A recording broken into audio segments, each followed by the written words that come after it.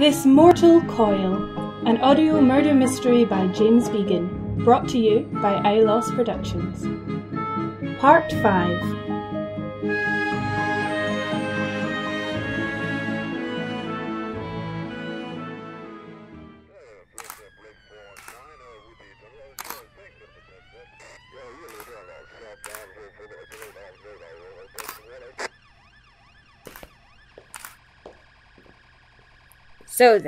So then. What are you thinking? Guess. Central African Republic. What? No, wait, wrong sort of guess. That the only way you're escaping relegation is if other results go your way? For the last time. It's not relegation. It's called being fired. And no. Well, yes, but not only that. That my promised packet of Jammie Dodgers is looking more crumbly by the second? Are you quite finished? Yeah. I'm considering the blocking. Blocking? You okay? Sorry, I'm an actor. Instinctive reaction to that word. I'm considering the blocking of murder. The second murder, to be exact. You know, if it weren't for your job, I'd say you have a problem. Look at where he was found. On stage. Consider the blocking. He was far stage right. Beyond that. The rest of us were badly upstaged by the body. But beyond that, look! He was behind a curtain. Yes, with a rapier sticking out of him. Here we go again. Think big, famous play we've been constantly talking about. Glass Menagerie? No! Where is there a rapier in the Glass Menagerie? It's Hamlet. It's obviously Hamlet. Yeah, sorry, I know that.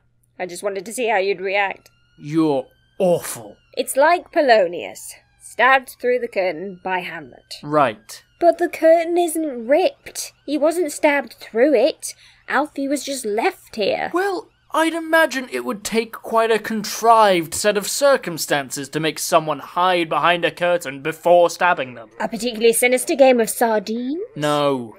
Well, he was definitely just stabbed then. No poison this time? No residue traces that we've detected at any rate.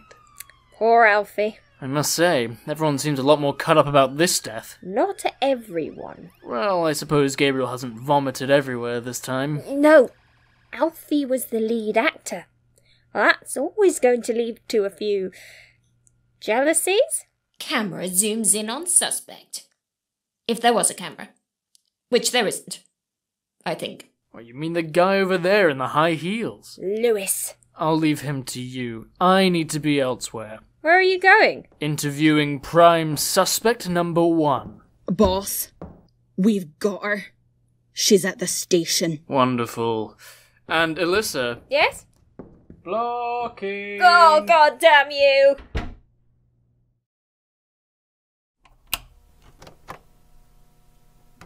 Interview commencing at 10:20 p.m. Let's run down the list. 2 rapiers have gone missing from backstage and ended up sticking out of members of the cast and crew. Also present in that backstage prop space were a number of branches from a yew tree, a concoction from which seems to have ended up in your director's stomach. Yeah. So you can understand, Neve, why at this time we might need to talk to the stage manager in charge of all those items. Well, I don't know what to say. Well, telling us how you did it and your motive for doing so would be an awfully great help. Thank you, Sergeant. I can handle this. My motive? I don't have a motive. You do? Everyone does. I don't think that's true, Sergeant. Yeah, it is. It'll be like in Poirot. What? Like in Poirot, where everyone says he didn't do it, but in a really shifty way. And even though only one of them did do it, like the murder, I mean, it still seems like all of them could have done, because they're committing different crimes and all secretly hate each other for a wide variety of reasons. Sergeant, go check on the toxicology report for me, and never mention this again. It's a tragedy. An absolute tragedy. Beth? Yes? Are you referring to the whole Alfie murder thing, or to the empty auditorium you're staring at longingly? No. It's the middle distance. All those empty seats just happen to be in my gaze. You're seeing it like an old cartoon, aren't you? With big pound signs spinning over each seat, and then maybe a rapier comes by and slashes the pound signs in half one by one. What? No. That's incredibly specific. Why would I be? Well, at least we know it's not you. We do? You would never do something as financially ruinous as killing the lead on opening night. That's not true. So you did do it? No. I mean, I don't just think about money. I think other things too. Like what? Tickets and ticket holders. Ticket holders' wallets. Maybe also Quentin. Oh, sod off. So we're definitely cancelled this time then? I can't really see another way around it, so yes, I suppose. Thank God. Well, guys, it was great knowing you all, but I'd rather not hang around and be brutally stabbed. Your twin died here. Alfie's dead too. Is that all you can say? Look, it's only because of Paul that I'm here in the first place. If his work gets him killed, that's his business, but I'm not hanging around to see if lightning strikes twice. This is all about your cat, isn't it? Whatever Paul did to it. Mr. Tiddles was my friend! Is that why you did it? Huh? What did Alfie ever do to you or your cat? I didn't kill Alfie! Or Paul? No! Just checking. Wait a moment, everyone. Hang on, and let's calm down. Thank you, Lewis. Calmer heads prevail. Is this it? Were you expecting something else? A heartfelt farewell? Not you. The show. What about it? I know it might not seem like the right time. Oh, this can't end well. Spit it out. I know Alfie's part. I know it really well. I could do it. If you were to read in my old lines, Holly, then I'm sure we could... Are you kidding me? Oh dear. Are you actually kidding me? It's not that I don't like multi-rolling all the different gender parts, but maybe you could take my female characters and I could... Lewis! It's inhuman to be thinking about that at a time like this. Sorry, I forgot that you and Alfie were... Canoodling. Yes. Wait, no. What? Oops, that word has a way of bursting out of my head. Yes, Elissa, we were canoodling. Someone else finally said it! Although mainly because I said it. But still. And besides, Lewis, if I had the opportunity to recast a part, I'd recast you with whatever's left of Gabriel's Mr. Tiddles. It's not a role for you, and it never will be. Holly! Wait, Holly!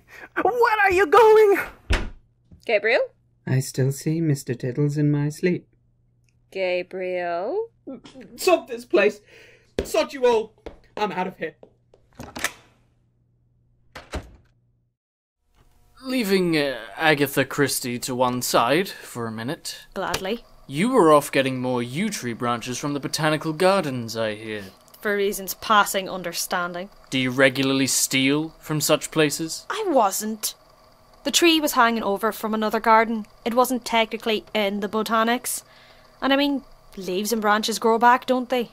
No one would really notice. Why not just use any other tree? Paul insisted. And Holly? It was Paul's thing, so now it's Holly's thing. And why did they both insist that it was yew tree branches? Oh, because directors are mad creatures from alternate universes where it's perfectly fine to say things like, "Can you say it again like you've stubbed your toe?" Or, "This scene feels a little bit like creme brulee. Let's aim for creme caramel instead." I suppose you'll be glad it's all finally over then. Not as glad as Gabriel. Oh? Brotherly rivalry? Gabriel wanted to leave weeks ago. Had this great new non-theatre job lined up in London. Data management or something. You know, one of those jobs that paid actual money. As opposed to tasty, nourishing exposure. You sound like an experienced theatre maker. Why do you think I joined the police? Well, Paul was holding him to his contract, wasn't he? Wasn't letting any brotherly sentiment get in the way there. Gabriel was furious, but Paul was adamant that he was not letting him go till the end of the show's run, by which time Gabriel wouldn't have been able to take up his new position. But now... There's nothing stopping him. Exactly. Would he really kill his twin just to get a new job? Well, apparently there was some sort of childhood kerfuffle between the two of them involving this cat as well. Boss, What is it? Talks report. I didn't really need you to check the top. It's been updated. Excuse me.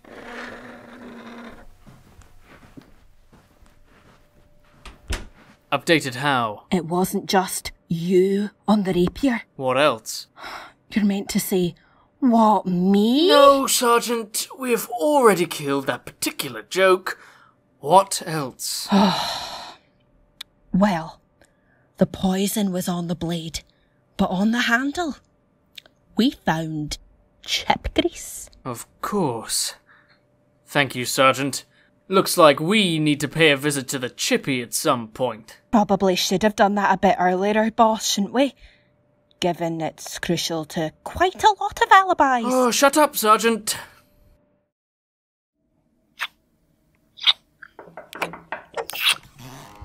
Whoa! You could have knocked. I did. Yes, well, this is my theatre. No, that. Lewis said you were in the tech box. Yes, well, I was. I mean, I am. I mean, I'm busy. Sorry, Beth. Sorry, Quentin, too. It's fine, no biggie. Finer Rooney. I was just here to deliver these. The latest instalment of Fingers on the Pulse? Uh-huh. I think you were here to deliver a little bit more than that. Please, take one. I'll get one later. I'll leave them in the office. Aren't you an online publication? Well, we're expanding our market, looking to put our fingers in all the different cultural pies. You know what they say, physical copies can boost the readership like nobody's business. Did you need something, Elissa? I don't think Holly's gone home. Lewis didn't know. I thought someone should check on her. You know, rather than canoodling in the tech box. Ooh, it stayed in my head that time. Try backstage. She's collecting all the scripts, I think. What? Why? I haven't a clue. Now, if you wouldn't mind... Oh, right, yeah. Hey, what's this? It's stuck on the wall of the tech box. This from your printout, Quentin? Looks like it, but I didn't put it there. What is it? Your review of Twelfth Night. The part praising the tech. Elissa? Oh, right.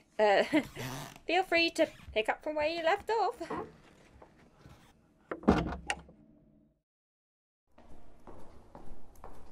Paul wouldn't have been very happy to see that review in Gabriel's tech box. And what on earth is Holly collecting scripts for at this time of night? Holly? Yeah? What are you doing? I'm fine. Okay, that wasn't what I asked, though. She looks upset. You need to say something else. Anything. Be human, be human, be human. I'm sorry? Good job. But why are you collecting the scripts? Paul was very specific. The only digital copy was to be on his laptop. He didn't want it leaked before performance. To whom? Press, I think. But the press wouldn't care, surely. It's hardly a scoop to publish the next theatrical new writing flop. Well, I don't know. It's just what Paul said. But as the police have still got his laptop, these paper scripts are the only thing confirming the existence of this play. So I thought, even if it's never performed, I thought it would be nice to catalogue it. Put it in the theatre library for people to appreciate it. That'd be nice, don't you think? Yeah, sure. Right. Look, can't this wait? You sure you don't want to, go home and leave the terrible murder theatre instead? Oh, she looks upset again. I'd better... Bailey? Elissa, where's Gabriel? He left. Do you know where his flat is? Yes. Where's Gabriel's flat? Dodgy flat where we did the first read-through. Yeah, we did the first read-through there. Meet me there.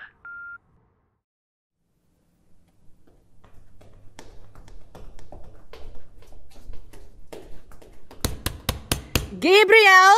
Use his full name. Gabriel! Leroy Jenkins. You have no idea what it is, do you? Do you? Elissa? Well, logically it must be the same as Paul's, which is, I'll just kick down the door. Wait! It's not properly closed. He's gone. There's clothes and stuff everywhere, and a surprising amount of cat memorabilia. Gabriel left in a hurry. Probably for that job you mentioned, but why now? He had to take it up before they offered it to someone else. Couldn't he have just emailed? I don't know, Sergeant. I'm not a data analyst. Maybe it's a cutthroat world. I have heard rumours. No, you haven't. I found a clue! Where? Before! He had a copy of Paul's 2-star review stuck up in his tech box. It praised the tech.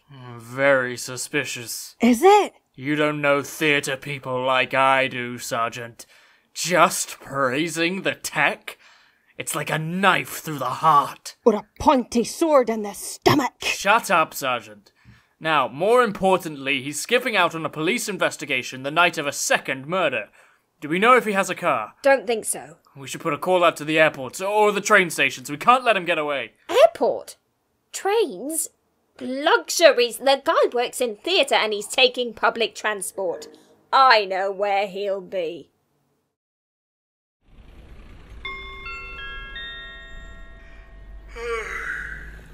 The 2:05 a.m. coach to London has arrived at stop 11B. Please don't all rush on at once. It's late, and we don't want any elbowing. We're not Ryanair. Thank you. There he is! Oh, stop that coach! It's not moving. Gabriel! What?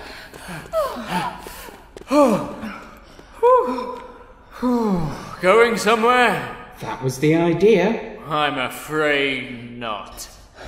Gabriel Alexander Boris de Pfeffel Johnson. That's not even slightly my name. You're under arrest for the murders of Paul and Alfie. They had surnames too. Yes, but I've no idea what they are either. To be completely fair, I'm not even quite sure what my own surname is. For pity's sake. Just someone take him.